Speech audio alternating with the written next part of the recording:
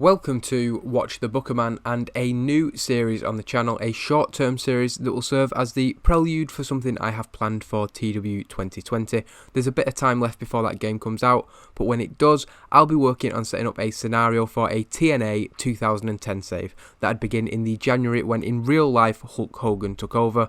Before January the 4th, 2010, however, Hulk Hogan's arrival had been announced at the end of October 2009, and throughout November and December, the company was geared around him coming in, including a number of storylines featuring people preparing for him coming to the company. Mick Foley, for example, Kevin Nash. Originally, I intended to ignore this, as it didn't really drastically change the course of any of their ongoing storylines, and I could have easily just started at 2010 and pretended that those things didn't happen. But with the time left before TEW 2020 and a mod already set up with the exact date I needed, I felt this was the perfect opportunity to introduce the landscape of TNA at the end of 2009, ready for Paul Heyman's takeover of the company's creative team at the beginning of the next decade. Not only will it recap and freshen the memory of what was going on in the company at the time, it'll also allow me to subtly shape the scenario to ensure that Paul Heyman's first show has all the pieces in the right places, the places I want them, to lay down the marker of the new booking philosophy. The save will be played under the pretense that the previous booking team is still in charge, and I've looked at the episodes of Impact from the time to base the shows on, so it's not going to be that much different. That might sound a little bit boring, just replaying a period of TNA's history, but there will be some changes, with the idea that the creative team have received guidelines and pointers from Paul Heyman to give them a little bit of guidance before he comes in for the first show of 2010. Heyman of course spoke about focusing on the youth, so what we do with Steiner and Nash and other veterans with the big personalities will be an interesting challenge as we go into the new year.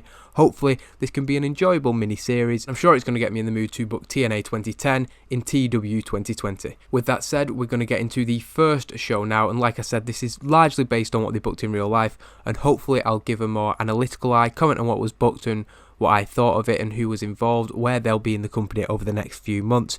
The first change, however, partly in my opinion to improve the shows, but also to make it less of a drag to book. There was probably 35 segments on an episode of Impact, and that's just too many, so I've cut some of them. It's down to still I think 21, but I've read the show reports from the time and I've watched videos, and it just felt like a cluttered mess. Attack angles after every match, far too much interference, far too many short matches, so I've cut a couple of matches out, quite a few angles, and that's something that we're going to try and avoid right out the bat while concluding the ongoing stories in TNA. And the episode actually begins with something I've added in. Originally this wasn't on the show, but without the talk of Hulk Hogan coming in that dominated much of this episode of Impact, I've added a video package at the start of the show that puts over last week's main event. Desmond Wolfe, formerly known as Nigel McGuinness, made his in-ring debut and defeated Kurt Angle via referee stoppage. We want the commentators to put this over as a huge moment. Of course, Kurt Angle, not the champion, but pretty much the top dog in TNA at this time, and Desmond Wolfe making a very impactful debut, so we just want to put that over to start the show before we go into a very good promo involving the Turning Point main eventers.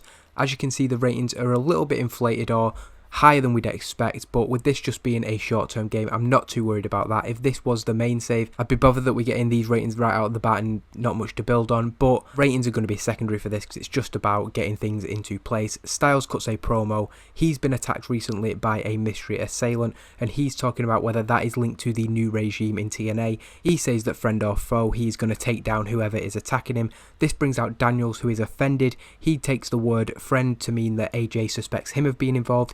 This is because Samoa Joe has been stirring the pot between the two, and he comes out and continues to do the same. Daniels suggests that AJ gets special treatment. He's the golden boy in TNA, and this leads to AJ Styles firing back. Joe suggests that the two sort this out in a match tonight, and even better, he will be the guest referee. Everybody seems in agreement, and that match will happen later, but the first match of the night is Beer Money versus Eric Young and Rob Terry. EY tries to cheat. He is the leader of the World Elite, but it fails and Rob Terry gets taken down. James Storm taking advantage of this. Again, we're seeing really good ratings here, but Rob Terry getting chance for him not to come back. After the match, Beer Money are attacked by members of the World Elite and World Tag Team Champions, the British Invasion. The two sides are pulled apart by security, the first of what was many pull-apart brawls on the show in real life. As Doug Williams and Brutus Magnus are at the top of the ramp, Motor City Machine Guns come out and jump them. A brawl between the two sides. Again, these three teams are in a triple threat at Turning Point, and that's just continuing the build to that.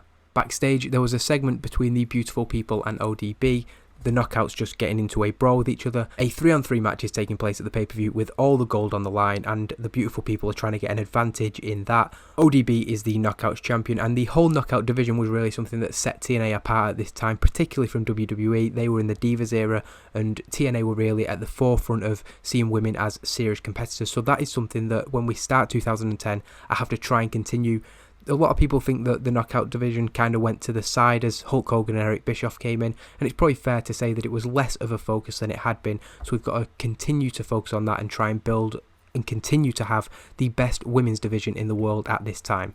A backstage segment sees JB interview Foley about his recent issues with Abyss. They've been in a strange situation. Mick Foley has called Abyss like a rip-off of Mankind kind of thing, but Mick Foley instead wants to talk about this new regime that he's hearing about. It's not going to be all over the show like Hulk Hogan was, but we are going to discuss that there is a new man coming and he will be in charge from the start of the next decade. Jeremy Borash plays off that he knows anything about it. Mick Foley, who of course has a stake in TNA and has matchmaking powers, is annoyed that he doesn't know about this and takes out on Jeremy Borash basically. A very short match. Desmond Wolfe continuing his momentum from the previous week. He absolutely dominates Cody Deaner and in less than a minute takes him down. During the match we spoke to Kurt Angle on the phone and he just put over how badly he'd been hurt. He doesn't like and he doesn't respect Desmond Wolfe yet, but he has to admit that he did not expect that from the newcomer last week. Kurt Angle says that he will be at Turning Point and he wants to face Desmond Wolfe once again. This time he's going to be prepared, so it's not going to go the way that it went last week. Desmond Wolfe responds to this saying that Turning Point is the perfect time for them to have this match because it will be a turning point in both of their careers. Kurt Angle is going to be spending the rest of his 40s in the retirement home while Desmond Wolfe becomes the top dog in TNA. We then get the entrances, or half of the entrances, for that AJ Styles v Samoa Joe match. Another segment that happened on the show, AJ Styles once again attacked by that mystery attacker. This meant that the match couldn't take place. While AJ Styles did fight off the guy who was attacking him, he wasn't in a fit state to compete, certainly not straight away, so the match would be delayed. Samoa Joe jumping Daniels from behind, taking advantage of the fact that he is in the ring and he is focused elsewhere. Joe taking Daniels down with a muscle buster. The commentators say that if we can, that match will take place later tonight. A promo from Suicide then fills the time as we try and reshuffle the show. He talks about Homicide taking his mask off and seeing his face. Homicide now knows the identity of Suicide, but Suicide says that he will not unmask voluntarily. There's a reason he wears this mask and he is keeping it on. We then get another match which is again fairly short, but there was, like I said, so much on this card that we had to keep the matches fairly short. Tara picks up a victory over Hamada. Hamada's not going to be a jobber, don't worry about that, but at this point, Tara is the one that is being built up for a rivalry with Awesome Kong. The commentators talk about that throughout the match, and Kong comes out following the match. The two engage in a brawl, another pull-apart brawl. Tara saying that she is sick of Kong bullying everybody in the Knockouts division, and she is going to be the one to stop that once and for all.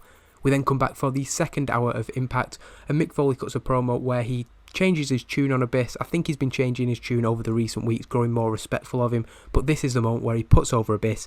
He says he's not a copycat of Mick Foley. Foley took influence from people like Terry Funk and Bruiser Brody, and Abyss is just doing the same. He gives him a gift, I think it was a portrait of the two of them, and shows respect to Abyss. He also says that as matchmaker, he's going to give Abyss Dr. Stevie next week. He can take out all his frustrations and anger. This is followed by a segment in the back where Rhino approaches Team 3D and tells them that their match has been moved forward. They were supposed to be in the main event against Supermex and Matt Morgan. Supermex and Matt Morgan were told about this immediately that the match was being moved forward, but Team 3D hadn't been informed. This is playing into the ongoing story at the time where Rhino thought there was a conspiracy against the older guys, in particular these three. He's trying to get Team 3D to open their eyes and wake up, but they're not quite on board. That said, they're not happy about the fact that their match against those two will be next. And during that match, Rhino comes out and joins Team 3D, and he's encouraging them to take out Hernandez and Morgan. Eventually, he seems to get into the head of Brother Ray, who takes a steel chair and hits Matt Morgan, causing the DQ finish to the match. After that, Rhino seems to think that they're on board and hits Hernandez with a gore, taking him down in the ring. Rhino is happy that Team 3D are seeing things from his point of view, but they still look like they aren't fully on board with Rhino's message, but in an act of rage, Brother Ray did get intentionally disqualified.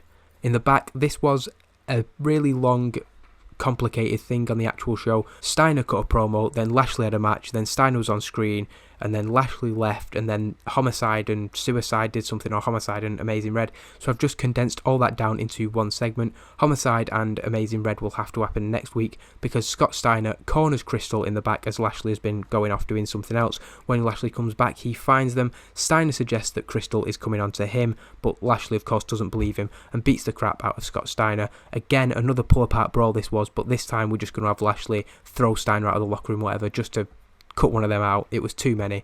And we go into the second last match of the night, Taylor Wilde and Madison Rayne, a pay-per-view preview match. It's a fast roll-up and Taylor Wilde picks up the victory over Madison Rayne. Another post-match attack happened after that, and Sarita and ODB made the save as the Beautiful People took down Taylor Wilde. The three champions stood tall in the ring. They will face the Beautiful People with all the titles on the line in 10 days at Turning Point. Dr. Stevie then cuts a promo on his match with Abyss next week as we go into the main event. Samoa Joe is playing the troll in the match, of course, and trying to get under the skin of AJ and Daniels.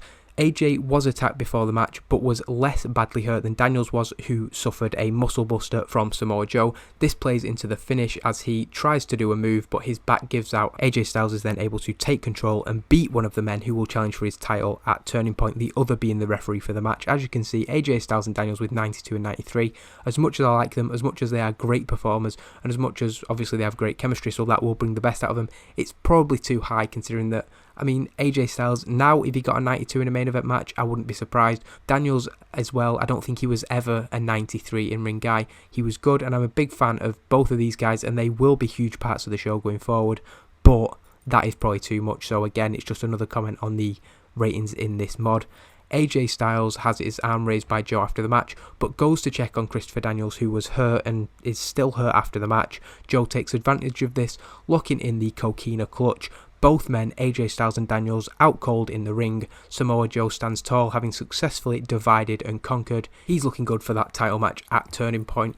The show gets a B rating and increased our popularity in 27 regions, but like I said, I'm not paying much attention to that. What's more interesting is the fact that I actually thought this was a decent show. I think this is a better show than they put on just because there's less stuff and it's less cluttered. But in terms of where they were going at that time, other than the stuff where they were mentioning Hulk Hogan every 2 minutes, they had people talking about him in promos, they had storylines geared around the fact that he was coming to the company. It was a bit overboard, but I suppose they were trying to get as many people's eyes on the products and that. Heyman is coming, and we are going to promote the fact that there's a new regime. The former brains behind ECW is coming to the company. We're going to promote it in the same ways they did. They had a press conference, they got time on other Spike shows like UFC, and we're going to try and hype this first show of 2010 as a huge deal. We don't necessarily have the name power of Hulk Hogan, but hopefully I can continue to book these shows with slight variation. I think by the end they're going to be significantly different to what TNA did, but tonight's was very similar to what they booked. I don't want to go too far off course and do anything drastic because the big moments, the big signings, things like that will be saved for the first show of 2010. That's the first show done, and we'll be back with the go home show for Turning Point and then the pay-per-view, so they should both come very, very soon.